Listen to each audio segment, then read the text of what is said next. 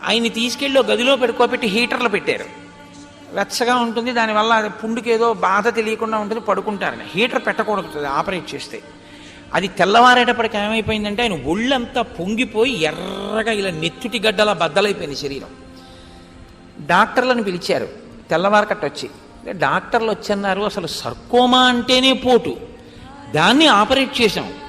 అది ఆపరేట్ చేసిన వాళ్ళకి హీటర్ పెడితే అసలు పిచ్చి కేకలేసేస్తారు, అంత పోటు వచ్చేస్తుంది, ఒళ్ళంతా పగిలిపోతుంది, అంతే ఎక్కడికక్కడ బద్దలైనట్టు రక్తం కారిపోతుంది.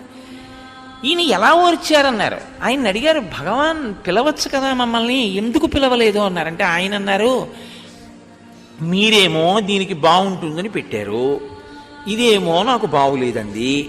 ఏమిటి తమాషా, వాళ్ళు బాగుంటుందంటారు, ఇది బాగులేదంటుంది, ఏమిటో చూద్దామని చూస్తున్నాను.